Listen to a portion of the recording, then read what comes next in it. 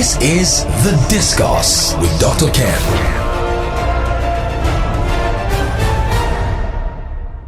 Hello, Lagos. It's wonderful to be with you this afternoon. I'm sure you're wondering, which voice am I listening to? Well, it's really going to be a special edition today.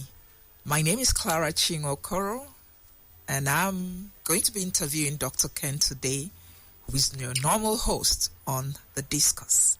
Last week, you were with him when he interviewed Richard Mofe-Damejo on the business of showbiz. But today, being a special edition, Dr. Ken is going to be on the hot seat, and I'll be talking to him about a very interesting topic. We'll take a short break, and we'll be right back. This is The Discourse with Dr. Ken. Today, it's really going to be a very, very, very interesting topic. But first, before we nosedive into that topic, leadership and governance in difficult and troubling times, I'd like you to have a profile of Dr. Ken Onyeali Ikpe, who's been your regular host. I'm sure a lot of you probably didn't know he came with this intimidating profile. Today, you're going to listen to it. Dr. Ken Onyeali Ikpe is a visionary leader with over 2 decades of business leadership and transformation at board level. He and his team have built successful brands and transformed businesses. He is known to have strong business and leadership acumen and is respected for his pragmatic views to business, leadership, and governance. Dr. Ken is highly sought after by result-driven institutions and businesses. He leads by deepening what works and embraces well-researched truth and new knowledge. Dr. Ken Onyeali Ikpe builds capacity for loyalty amongst his constituents and is absolutely committed to the increasing success of his teams. He is a lover of growth and development. This, by the way, is just a minuscule bit of his profile. But while we talk, you can gauge for yourself the depth of intellect with which we'll be engaging today. Once again, it's The Discourse with Dr. Ken. This is The Discourse with Dr. Ken. Yes, welcome back once again. And I know it's not just Lagos. You're listening to us from anywhere in the world because I told you to download the Classic FM 97.3 app and get to listen to this very incisive interview today. I'd like first to welcome you to the program, Dr. Ken. You're with me on the hot seat today. Thank you, Clara. Isn't it wonderful that we could flip roles? But thank you and thanks for listening and thanks for tuning in, listeners. Absolutely amazing. Yeah. So let me start by asking you, The Discourse with Dr. Ken, whose idea was it and why are you on board? Wow, I didn't expect that question. But you know what, Clara? 21st century economy, you have to talk about relevance. And if you're going to be relevant, you better be playing in either data, content, or platform. So those of us who consider ourselves stakeholders in the whole of this enterprise knew from time that the discourse, being a product of Classic FM, was one of our most important. And of course, it brings us content, it brings us the platform we desire, and then of course drags along with it data with which, of course, we do the marketing for it. So it got to a point where it started off very nicely 6-7 years ago, the discourse. But we stakeholders came together and asked ourselves, I think we need to move from this road that is well-traveled to something least traveled. And if possible, make it more contemporary, give it stature and give it personality. So the debate went on for over 6 months, and at some point, amongst all the stakeholders, it was, okay, who was going to host this? So we decided to take out names and first define who the host of, in terms of personality, in terms of capacity, who the host of a program like the Discourse should be. That person should have been a CEO, should have managed P&L. Profit and loss account, should have hired and fired. He should have broad cerebral bandwidth, and if possible has layers of experience in economics, in policy, governance, management, can discuss freely culture, and then of course the creative economy technology, artificial intelligence, just widespread, but put it in context in such a way that on a Sunday, you can possibly internalize this without necessarily it becoming too academic or too heavy in terms of heavy lifting. So once we define that, a good friend of ours, we are 5 of us in the room, he said, this is Dr. Ken, so go and do it. I said, no, I'm a very busy man. There is no way in hell.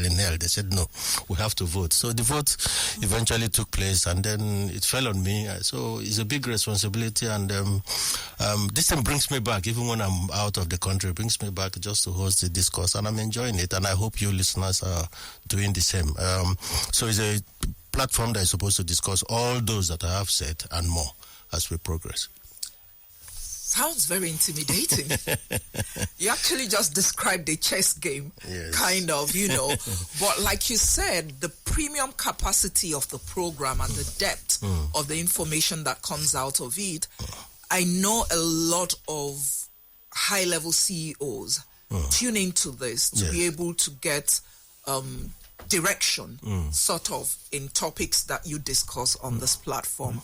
And somehow it's going global, because I know people do actually download apps from the App Store to get to listening to programs like this because of the depth of the information that comes with it. And today we're going to be talking about something very, very critical, which is leadership. A few months back, I mentioned to someone that I grew up hearing about Bretton Woods, and afterwards how the world evolved and we came into the United Nations. And to me, it seemed so far off then that there were men with balls of steel who actually were in the forefront of giving direction to the world we live in today. But worrisomely, few years back, I began to say, look, there is a drop in the quality of leadership globally across board. And I don't know if that's the kind of thing you thought about and decided to engage this sort of topic today, which delves into politics, into leadership. Yes. Before we discuss that leadership and governance, how do you describe Nigeria of today, and what does it represent, and what is its mission?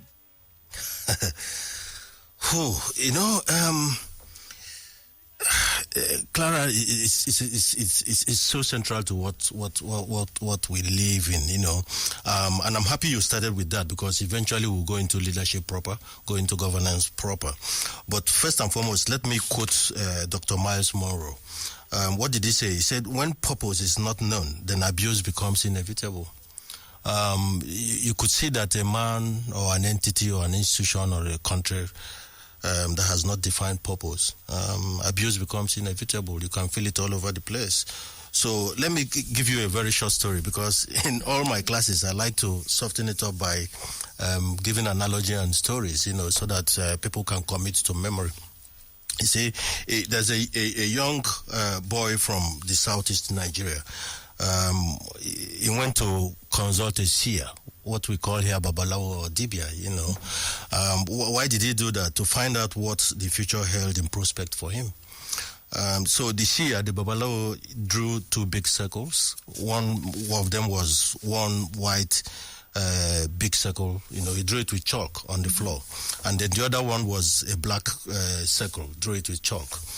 So he brought out the Babalawo, the seer, he brought out a cockroach from his bag and threw it onto the floor, saying, if the cockroach crawled into the white circle, it meant that you have a bright future. But if this cockroach crawled into the black circle, it meant that your future will be bleak. So with so much anxiety, the boy looked at the cockroach and saw that the cockroach began to crawl towards the big black circle. Before the cockroach could get to the big black circle, the boy got up, jumped up, caught the cockroach and threw it into the white circle. And said, you know what, I cannot stand here and allow this cockroach decide my destiny. If you have processed that, what it means is that this is a country that has allowed cockroaches decide our destiny over time. We had all the opportunity, all the leaders we had in this country, going from one decade, one epoch to another, to pick up this stand up with courage, pick up this cockroach that's crawling towards the black circle and throw it into the white circle. I said, no, I'm not going to allow this. Because they didn't do it, that is why we have found ourselves in the predicament that we have today. Where this took me to is the thought processes of the Babalawo as we watched this boy pull off the stunt. Yes. So apparently, the higher powers are watching us and figuring, are these people for real? Yeah. We have the capacity and the power to decide our future, but we have been frozen by fear to actually defend that which will give us the quality of life we actually. It's a very graphic analogy you actually gave now. And if we think deeply about it, the power of man to decide the future and his destiny. Exactly. Is it something you think could be brought out from the periphery of abstracts into conformity in our everyday life? Is there something that can actually engineer our minds to do that? Yes. It starts with mission, So, and when I discuss mission, because, I ask myself, what is Nigeria's central mission and purpose, reason for being? Whether it is a business or is a family unit or an entity or a government, you have to define what the reason for being is. Otherwise, you will be all over the place. And what do I mean by that? The two most important days in a man's life are the days he was born and the day he discovers the reason why he was born. The day he was born, of course, is the day of discovery of one's manifest destiny of purpose. We celebrate our birthdays without making efforts to bring our consciousness to why we are born. This era of judgment is committed both by individuals and nations, and it gives us food for thought. Me especially, I don't know about a lot of people. So bringing it home, we celebrate our Independence Day, for example, Nigeria, every 1st of October, which can be said to be our birthday, which is the nation's birthday. But most amongst our citizens, from elite to masses, do not know our nation's central mission and purpose. Because of this situation, so we ask ourselves, how do we determine our national purpose then, when you don't know the mission? How can over 200 million people work together without having a shared manifest destiny or a clearly defined common purpose? For me, it's mind-boggling. It's such a predicament, because the phenomenon of central mission or manifest destiny, as I will call it, is the philosophy that produces great individuals and nations. You can't go away from that. This singular challenge is the reason why many Nigerians are not committed towards the responsibility of nation building, as they neither understand our central mission and their role which they should play towards the actualization of this mission. So it's staccato. Everybody goes towards different pool of interest, to different direction. And in most cases, our destiny is riding on hope. Meanwhile, hope is not a strategy. I was actually, before we came on air, thinking about the challenges, posed by the aftermath of what leaderships have, posited in countries across the world, and the impact on citizens who sometimes feel like the helpless, analogy of when two elephants fight, it's the grass that bears the brunt. And bringing it down home, we talked about leadership, we talked about governance. These are two parallel lines. Can you define leadership and then move on to the impact on leadership on governance? Because why I said that is, sometimes people take the morality angle into leadership. But driving here this afternoon, I figured to myself, somebody can actually not have moral fibers in them, but have very good leadership abilities. Yes. And then the person who you figure is the moral figure might probably not be able to defend leadership qualities. And so you have divergent, cause to understand that sometimes it's not a critical question of white and black or 1 + 1 2 when it comes to leadership and governance. Can you help us, break that down? Yes, Clara, I will. But before I go into that, driving to this studio today, I was determined to lay a proper foundation before we go into leadership proper. So I've written that down, and please, you remind me when we go to call leadership for me to take it. But I like to define dreams, because you have to dream. Because before you can lead, you have to build something, isn't it? So then you lead with that. That's you lead futuristic. that stuff. Yes, you lead that stuff. So we'll come to leadership, but I was really determined to build some strong foundation. And again, I asked myself, I was driving to the studio and I was asking myself, so what is the dream for Nigeria? You know, do we have the right to dream? And I asked myself, what is dream? Dream is purpose in pictures, Clara. It's as simple as that. It's a vision that goes beyond generations, you know, when you dream. So dreaming is an act of seeing an imaginative perception of things, combining insight and foresight, because you have to go from hindsight, insight, and foresight all the time when you want to envisage an entity, Nigeria inclusive. So dreams are more applicable to nations, while visions are applicable to individuals. So people mix it up, you know, they say that individual, what is your dream? No, dreams are more applicable to nations, but visions are applicable to individuals. So dreaming has always been the common characteristics of every noteworthy leader in the history of humanity. You know, such leaders, therefore,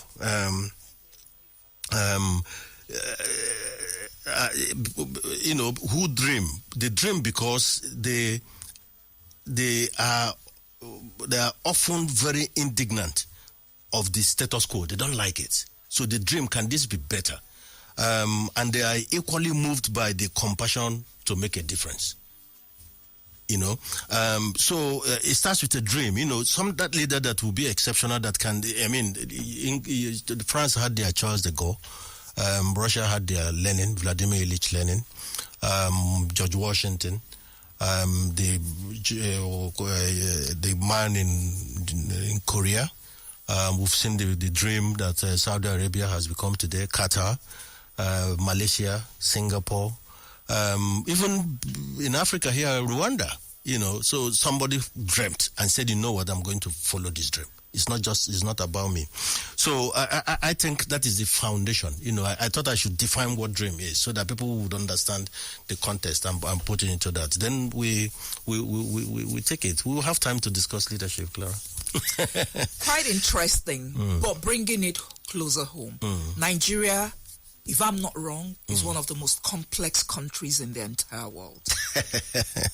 The disparities, can it ever be cohesive? Can we ever be able to coalesce all our differences? I used to think we could, because when the flow from after the colonialists left, our parents were the beneficiaries of the foundation that had been laid as a country. They went to the schools, the hospitals, the bridges that were built, the airports. The foundation had been laid for a nation state. So what happened? Why was that cohesiveness not built into the next evolution to transit to a country that would have become one of the greatest in the entire world? Yeah, because, listen, our diversity should have been our strength. This is a country so diverse. We are so... in fact, if let me take it to football, which our young people like, because I like to bring an analogy to it. Clement Westerhoff, when he, on his way to winning the Nations Cup, Michel Obi, my very good friend, asked him at Sheraton. I remember I was there at the lobby. He said, the composition of the national team, I can see that you're trying to do something here. How come different tribes, different nationalities occupy different departments of our national team? And Westerhoff laughed. He said, listen, I have studied Nigeria. I know the strength of the different major tribes. I know the ones that are creative. I know the ones that are fearless. And I know the ones that can defend with their life. And if you look at his team, from the goalkeeping, from defense, from midfield, and then attack, it reflected the character and the makeup of our different nationalities. And when they played, who was in the midfield? Thompson Oliha, Olise, Ujeje Okocha. They provided creativity. And if in Nigeria, you look very closely, who dominates the creative thinking in Nigeria? Who is ready to take a gamble? Who is ready to think outside the box most of the time? So that is what we should have brought our different facets of our national life. Somebody who is non-Nigerian saw that and infused it in our national team. We all came together, gelled together, and blew Africa away. in 1980. But something came in between us, and that is personal interest as against national interest. And you can see we have progressed in ever since then. Amazing. I hope this retains in the memory of so many people listening, because it's out of this that we could actually evolve to what we're talking about. We have a question. I'm going to take it, and after that, we'll go on a break, and when we come back, you give us an answer to this question. And this viewer says, this listener says, I know a country like America has their Declaration of Independence. So I wanted to ask, is there something or like a piece of paper that the entire public can see and say, let's run with this for Nigeria? We'll take a short break. We'll be right back. This is The Discourse with Dr. Ken. Yes, Clara, thank you, by the way. That if there is any country on earth that has similarities with Nigeria, it is the United States of America. 50 sub-independent states, but those states, they make up what we call United States of America. But because they run through federalism, you could see that those states, what puts them centrally is what ties to their central and national interests, things like policing, things like defense, things like security, immigration, foreign affairs. Beyond that, each state is asked to be loyal and subjugate to the national pool, which is the power, the presidency. But each state takes its own destiny in its own hands, and the laws allow them to do that. So some people have called it devolution of power. Others call it restructuring. People call it all manner of names. But that is what it is. Meaning that you couldn't sit in a central place and determine how agriculture should be conceptualized and executed all over Nigeria at the same pace, irrespective of what the resources are there and what the thinking and culture is in different aspects of it. So things like education, for example, how do I generate my power? So when we don't have that, if Nigeria, and the Constitution of the United States, how many pages is it? Yet they respect it. There are countries that don't even really have as constitution as voluminous as Nigeria. You don't really, what you need is understanding. And there's difference actually between knowing and understanding. Nigerians know, but most people don't understand. There's a difference between knowing and understanding. While Nigeria has a challenge is that countries like Russia are meant for Russians. France is meant for the French. Germany is meant for the German. And so on and so forth. So you ask yourself, Nigeria, who is it for? So you see that people, first and foremost, bring their tribe to the fore, their interest before they remember Nigeria. So we are praying that there should at some point, and it may come by default, some leader that will say, no, we need to build a nation, we need to build Nigeria. And that's why I started with purpose. So when you say Nigeria, what resonates? What comes to mind? What is the purpose? What's the reason for being? We have not defined that, Clara. And that is why the tail is wagging the dog. Amazing. Now, part of what you've just described, in your estimation, is it until we get this sorted that the turning point in our national trajectory will come? When we look at our strengths, you gave the analogy of Westerhoff, and he picked the strengths of each, tribe and brought it to the fore in a mix and was able to build a strong national team. Yes. That was in football. Is it likely to happen in the political sphere? Yeah, I think so. That turning point will come. We thought it would come in 2023. And that is why you saw the enthusiasm that followed our national elections. But understanding the national purpose will mark the turning point clearly for me. I understand. I still insist on that. For Nigeria to have a turning point, we have to centrally understand what this national purpose is. Well, there's too much fractures. It will come. It will take leadership. It will take a special kind of leadership, and that leadership will pop up by default, whether we like it or not, because the rest of the world is not waiting for us. And Nigeria is too important to be progressing in at the rate we are going. So the central mission on national purpose will become an unstoppable movement in the Nigerian people, which shall also be the beginning of the Nigerian Renaissance. That renaissance will come. How it will come, when it comes, I don't know, but I'm very, very, very optimistic about it. You see, Clara, the transformation of man begins at that moment when he discovers that once he makes up his mind on a definite course of action, mission or purpose, the whole universe looks as if it aligns to help him achieve it. And that's why I give credit. I give credit to Vitalis Obiadiaha, in the Manifest Destiny in his book. I've read it over and over again, and he kept hammering in that book, purpose. Reason for being, purpose, reason for being. So, yes, I agree with you. So, in my estimation, the turning point will come and our national trajectory will change with it. But to take leadership, it will pop up. That leader will pop up by default or by accident, by hook or crook. It will. It sounds like something that will happen in outer space. It will happen. Okay, so how important and how tough is it to provide leadership in difficult, troubling times? Now, I told you we'll come to leadership, and because for me, this is the most important thing in life. And when I mean life, in life of an individual, you have to be led. In life of an institution, the institution has to be led. In life of a nation, that nation has to be led. Once that leadership is absent, then there's hollowness. People will be in wilderness. That tells you how important leadership is. So, but when you talk about difficult times, just like when you diagnose illness, you see the symptoms. The symptoms are there. And talking about difficult times, Clara, what are the symptoms we are seeing today? And we call them signs of the times. Atmosphere of fear. Atmosphere that gives us a feeling of existential threat. Revenue pressure for businesses and for government especially. Margin pressure for businesses. So in today's fast-paced business environment, for example, and age of engagement and experience, providing leadership is the most critical, if you ask me, factor of any organization. Leadership is everything, Clara. Organizations that have even 20% intense leadership are usually very good. But when they have 50, 60%, they're exceptional. So you can have all the resources. In basic economics, we talk about the factor for production, land, capital, people, blah, blah. You put all that together and you don't find somebody who can encapsulate in a vision and in a purpose and reason for being and lead. And you just talked about balls of steel. My words for it is called testicular fortitude, if I can use that on radio. But how many people have it? There are people are born to lead. And until you find those kind of people and allow them to do that, then we'll continue to go in circles. Awesome.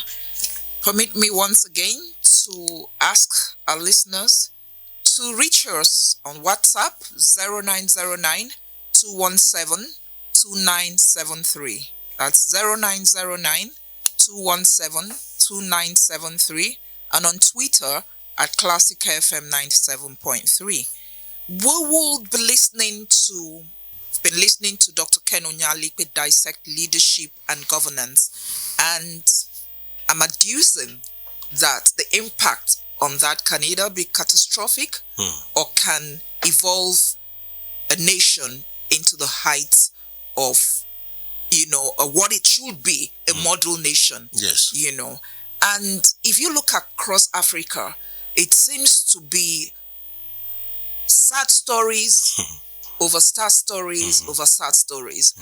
And I don't know why, we haven't coalesced the culture of building leadership in Africa.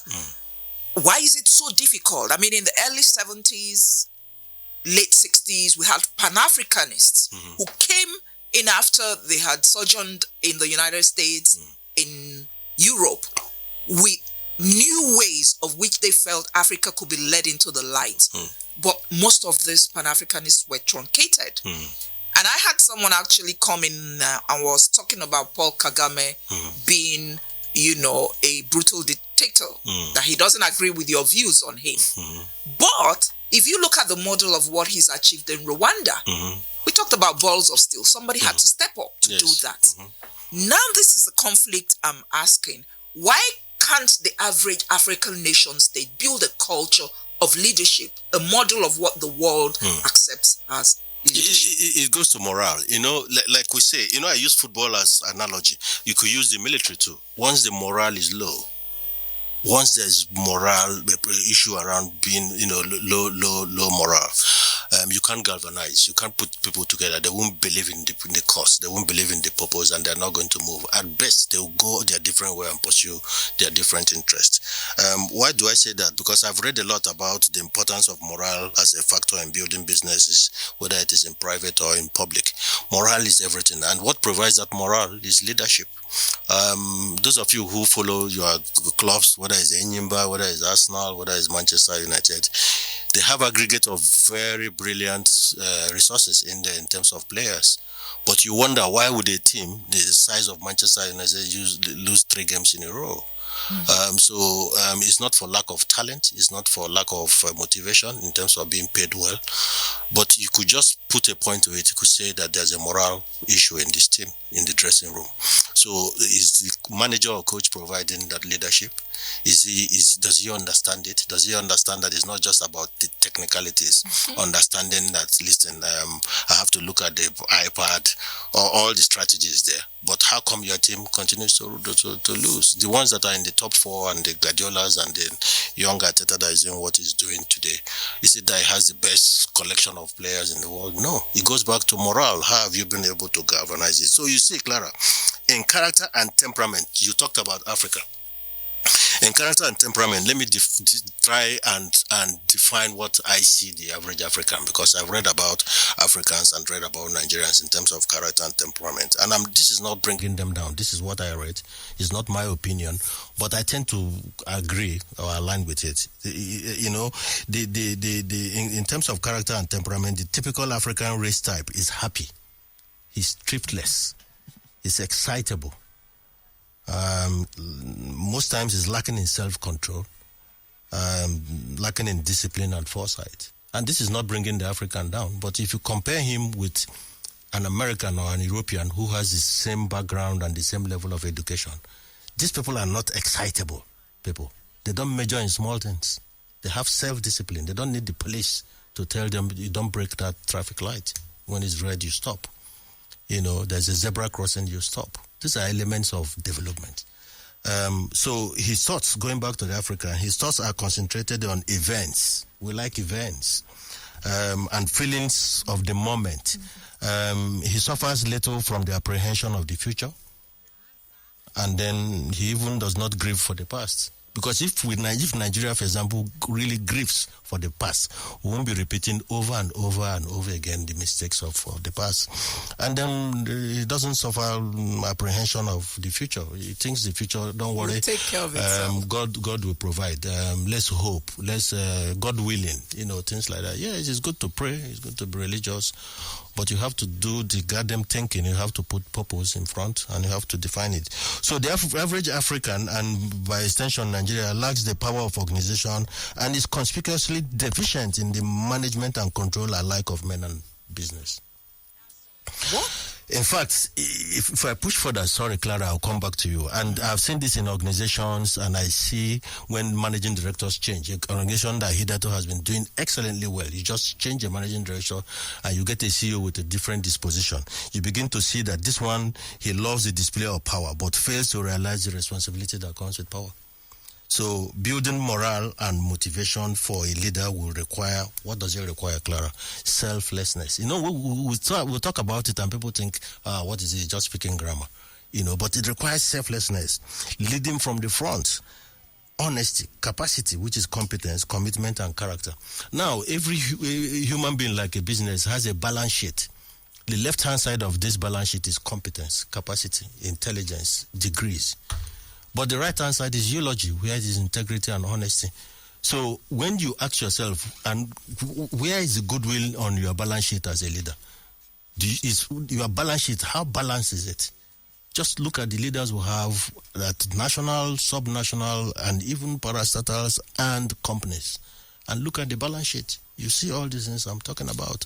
So like they say in Warren, this place rain became bitters. Well, a lot of people actually don't have faith that the picture ahead, you talked about purpose and dreams, would ever materialize in Nigeria. Okay, taking on from one of the people who just wrote to us, Tony from Ikeja, says the discourse, it's becoming a Herculean task to attempt to understand the Nigerian dream. The tragedy is that the political class has found a way in using violent democracy and ethnic profiling to entrench themselves in power. Social re-engineering has been frustrated by all the institutions saddled to beam the light. The people's fate is now left in the hands of ethnic supremacists, yet the rest of the populace is grouped as conquered servitudes who also are held down by the force of arm. So it's quite dismal what the average citizen of this country you're hoping will see the dream and the vision already have in their subliminal minds. Yeah, but I get all that, and I hear what he's saying, and I accept that. That is the picture, that is the reality. But you see, Clara, we cannot just sit and continue to regurgitate that and continue to live in that world and throw your hands up to say things are hopeless. What do we do? Because leadership, especially at the political level, is a representation of followership. Those people are the people who are leading us are not from Afghanistan, Israel, United States. They are Nigerians, so they come from our pool. So, I throw it back to him. All those things he complains about. If he's living in an estate, a private estate, all those things are there in that private estate. They can't even elect leadership properly, devoid of tribalism, devoid of all manner of nonsense sentiment. Just private estate in Lagos and in Abuja and Port Harcourt. So it goes that even to families. A lot of Nigerians just give him a barber shop to manage. He applied. The application letter is there. You go through it as a owner of the business. You ask him how much you want to earn. Salaries are agreed. Salary is a remuneration, meaning that you give me this and I compensate you for this. How many people live true to their contracts in Nigeria, even in a barber shop, in a restaurant? So it's not just about federal, subnationals. In our own small spaces, how are we managing? How are we leading? When you see the traffic light, do you stop? When you see somebody who needs help trying to go past the what do they call it? Those lines drawn on the zebra lines. Do you stop? Those small things. Because it's those soft issues that make the difference. How are you managing your village circle? How are you managing your street? So if we can actually develop leadership, and the mentality can be counter to what we have and what is available to us by beginning to affect our small spaces. So, we pontificate, we blame Nigeria, but we've not boycotted our boycottables. That's an interesting one. Now, in managing people in difficult times, how should HR manage decisions like recruitment, promotion, dismal and right sizing? Because to be honest with you, that's, would I call it, a microcosm of what is really affecting the country. I bring you in because you're my brother, you speak my language, and I know you have no skills entirely in that space where I'm fixing you. But I feel you would be there to protect my interest because you speak my language or because you are related to me. Yes. First and foremost, a caveat. I am not a HR expert. But I have had HR directors report to me, many of them from different shades and different tribes and different inclinations. Some of them schooled in the United States, some schooled in the UK, preponderantly, most of them schooled in Nigeria. So I couldn't say because they didn't have the international standards or they didn't have international exposure. So I've gotten the experiences from all kind of HR directors. So I've learned a lot from them. Therefore, I'm probably in a bit of a small space to discuss HR and what it should be. So your question is, in managing people in these difficult times, how should HR take decisions around things like recruitment, promotion, dismissal, and right sizing? What I say in my classes is that, never mind the metrics, feel the pulse. A lot of HR people focus on the metrics. I am asking, what of the pulse? How do we say it? I even think that practice, we should stop calling it human resource department. It should become talent management. Yes, talent management. Because that is wider. Human resource for me is you're measuring more on welfare. Before you know it, you begin to have unions. So it's all about how much am I paid, my leave, blah, blah, blah, vacation. No. So what if it's talent management? So you now know that the focus is that I have to recruit this talent, the type that fits into the purpose of this business, and then put structure so that this talent would maximize his or her potential. And then you now talk about compensation. So it's the other way around. So maybe we should call it more going forward. And if you are listening, I recommend that you consider that. Do you have HR? Can we rechristen it talent management? But it's not just you give it a Christian name, talent management. If you read up talent management, there are technicalities involved and requirements in terms of capacity that comes with it. So I tell people to say, in tough times, no knee-jerk decisions, please. Try to sell the sizzle, not the sausage. This is the marketing part of me and the advertising part of me. Why do you want to sell the sizzle? Just sell the sausage. Because if you know what it takes to make a sausage, if you go about showing people the process, they will not buy or eat the sausage. But if you show the sizzle, imagine the fire, and then you present the sausage, then that is a sausage. So, so what grabs people's attention is what affects them at human level. So if you're a doctor, if you're a lawyer, you're an auditor, when people sit in front of your office hoping and waiting to see you, they know you're a doctor already, so you don't need to force the issue. They know you're a lawyer, so why pitching to him that you're a lawyer? Why making all effort to prove they are the best lawyer in town? They want to know whether you care. First and foremost, if you're a doctor, the patient sitting in front waiting to see you wants to be sure that you care. He knows you're a doctor. He knows you went to school to study medicine. But most of us keep on pushing, do you know what I am? I'm a doctor. I'm the one telling you, no. Show care. Once you show care, you have gone 50% of the solution. So, as businesses, we cannot rely only on the technical brilliance of our performance. We have to turn technique into art, Clara. So I ask people in classes, you've done all and things are still according to Igbo people. So have you turned technique into art? A good question to ask always is, where is the art in what we do? Where is the art? HR man, where is the art in what you do? We must seek to repair before we replace. The first instinct is, let me just sack, let me dismiss. But have you thought about repairing instead of replacing? And to repair, you need change of mindset. You need to give knowledge. We have to acquire and upscale skill set if they are there. We need to leverage technology and social capital. We need to build ideas merchants, smart thinkers out of our young people, creative innovators. And in the area of finance, can we move away from just being an accountant or auditor to becoming cost reduction strategist? Meaning that you understand the whole circumference of management. You're not just there to save money. So where those do not work anyway, Clara, over a reasonable frame of time, you pull the trigger with a smile.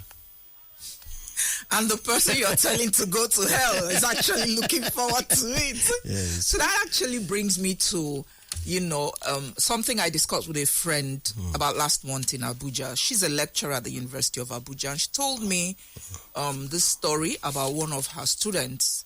She takes agriculture as a lecture. And this guy in the first semester was very poorly. I think he was grappling with a lot and his grades were extremely low. Yeah. And as a lecturer, the instinct was to drop him off, fail him, and she said it got her thinking that she knows if she goes personal to ask this guy if there's something wrong, she might be able to gain his confidence and find out what the problem is. And she feels that might be a better approach. And she said she did take that route and called him into her office and in confidence asked him questions and really found out he was going through a lot, pressure financially and all that. And she made him an offer and said, look, I'm going to give you a second chance. If there are issues you're having with this course, come to me, I'll explain it to you and all that. And could you believe in the following semester, this guy was the best student in that class. She actually transformed his mind. He was the one now bringing creative ideas into the class about how they could use new techniques to grow plants in arid soils. And she just that little intervention of managing a person, because we talked about talent management. Yes. Because she knew this guy could actually evolve if she took that little step to find out if there was a blockage from actualizing who he was. Yes. And so I think it's something critical in business circles and leadership. We need to begin to understand and study talent management Exactly. as opposed to HR, like you talked about. Exactly. It's everything. You know, I mean, the field I've spent over 26 years, going from advertising to marketing communications, and then, if you like, building brands. That is very central, because how do you sell to somebody you don't know? Why did you even produce in the first place? Before you produce, you have to understand, because even people who are sufficiently religious say that God built a man in his own image. So you have to build the consumer in your own image, but to build that consumer is because you have something to sell. So the journey should start and end with the consumer. So that's why you should move away if you're into advertising, for example, or into marketing communications. Some people say they're experts in branding, which is a very big word. What exactly does that mean? If you don't understand this consumer to depth, and understanding consumer to depth means you know you have data, primary, secondary data. You can mine this data, and when you mine this data, it gives you hindsight, it gives you insight, and then foresight, which you take into the consumer journey. So consumer journey, armed with all of that, would expose what? Pain point, consumer pain point. So you build your product around consumer pain points. So it magnets. That's why when you see a product on the shelf, you gravitate towards it, because that product it solves your pain point. Calls out to you.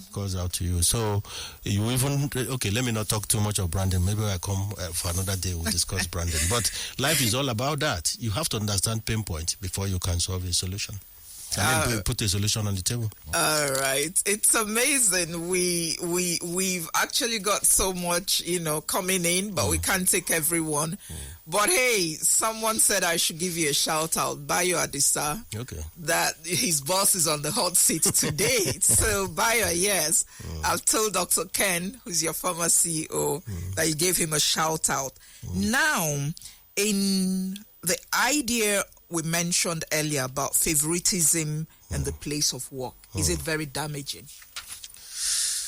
Ooh. You see, this is one conversation every CEO will need to answer. And I think if you're a CEO, and when I mean CEO, if you're head of a department, you're a CEO. If you're head of a unit, you're a CEO. So don't wait till you're a group CEO before you assume responsibilities of a CEO. If you're a storekeeper, you are the CEO there. If you manage a barber shop, you are the CEO. So it comes with the privileges, it comes with all the powers, but it must come with responsibilities. And part of that responsibility is, how do you manage a relationship? Do you favor any set of people, or do you even accommodate favoritism? But in my own case, my answer to that, Clara, is, because your answer is, should there be favoritism? I said yes. As controversial as it is, I think there must be favoritism in the workplace. But hey, don't go too far, Clara. What I mean is that, what do you favor? You have to define as a CEO, what is it that you favor? In my own case, I favor the client, the consumer, all the time. That client and consumer must come to the center. I favor the client. I focus on the client and the consumer, and I favor those who help me achieve that purpose. Once you are helping me to achieve that purpose of serving this consumer, understand this consumer, I favor you. If you are not helping me to do that, then you are not my friend. We couldn't possibly work together.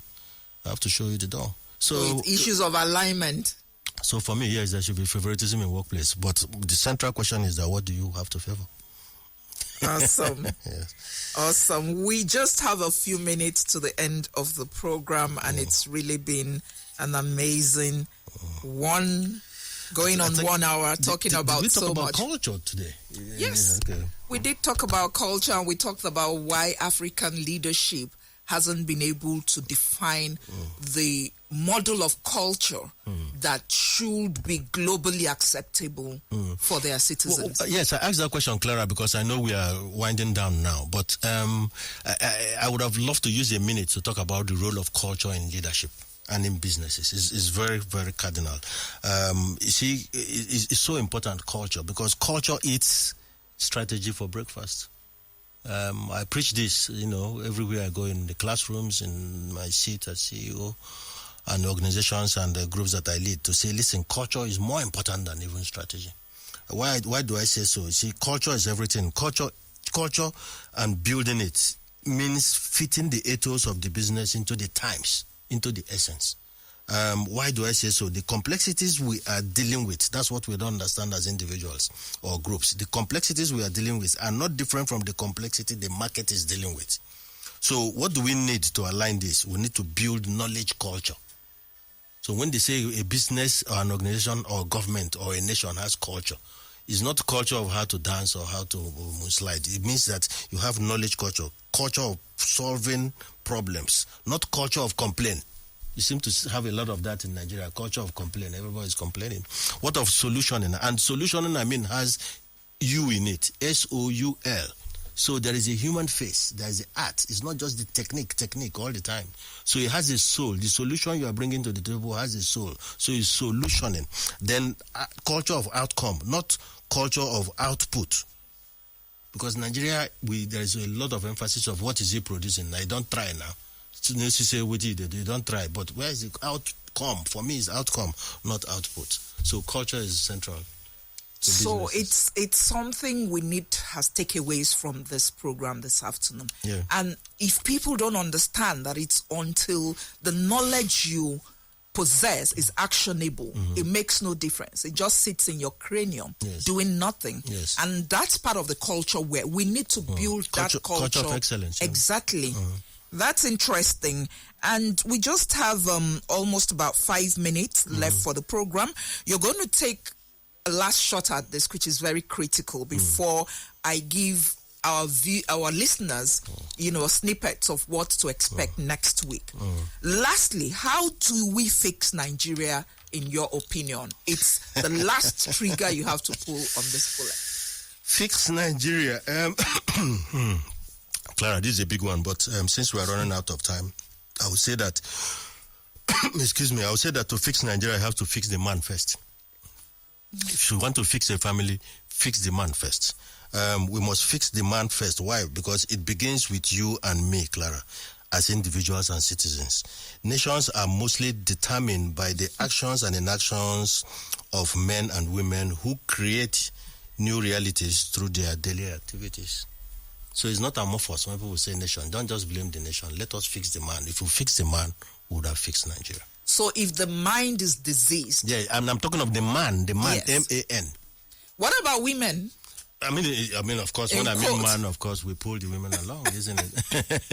For the sake of gender balancing. Yes. So, apparently, I think in addition to that, psychology has to come to play a lot. We need to re-engineer our mindsets. Yes. And that has to start from childhood as well. From family unit to the street you live, the estate you live, the company you work for. Is it a barbering salon? Is it a restaurant? Is it wherever? Those small units has to be fixed. It's the aggregate of those small units that make Nigeria. Awesome. We've actually exhausted, our topics, but I'd like to give a snippet of what to expect next week. Okay. For the program. I won't let them know if you're still going to be on the hot seat. No, I won't be. I'll be the first. I'll come back. This is a special edition, isn't it? Awesome. So next week we're going to be asking, is technology the future of tourism? Okay. Tourism in the West is a multi-trillion-dollar industry. And they're very protective of it.